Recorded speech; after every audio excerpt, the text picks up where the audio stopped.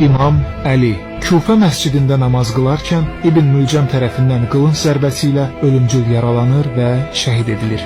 İmam Həsən dırnaqarası xəlifə Muaviyyənin əmri ilə Mədinə şəhərində zəhərlə şəhid edilir. İmam Hüseyn Muaviyyənin oğlu Yezidin əmri ilə Məhərrəm ayının 10-cu günü, yəni Aşura günü Kərbalada öz ailə üzvləri və səhabələri ilə birlikdə başları kəsilərək şəhid edilir. İmam Hüseynin oğlu İmam Səccad Məhərrəm ayının 25-i Mədinə şəhərində Hişam bin Əbdülməlikin əmri ilə zəhərlə şəhid edilir. İmam Məhəmməd Baqir Zilhiccə ayının 7-si Mədinə şəhərində zəhərlə şəhid edilir. İmam Cəfər Sadiq Şəvval ayının 25-i Mənsurun əmri ilə zəhərlə şəhid edilir. İmam Musa-i Kazım Rəcəb ayının 25-i Bağdad zindanında Harun Ər-Rəşidin əmri ilə zəhərlə şəhid edilir. İmam Rıza Səfər ayının 30-u Tuz şəhərinin yaxınlığında Məmunun əmri ilə zəhərlə şəhid edilir. İmam Məhəmməd Təqi Zilqədə ayının 30-u Bağdadda Mötəsimin əmri ilə zəhərlə şəhid edilir.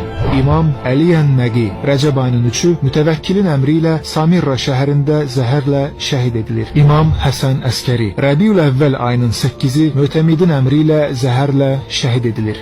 Təəssüf ki, bəziləri tarixi saxtalaşdıraraq iddia edirlər ki, 12-ci imam hələ dünyaya gəlməyib. Lakin həqiqət budur ki, İmam Həsən Əskərinin oğlu olan İmam Mehdi Hicri qəməri tarixi ilə 255-ci ildə Şaban ayının 15-i dünyaya gəlib.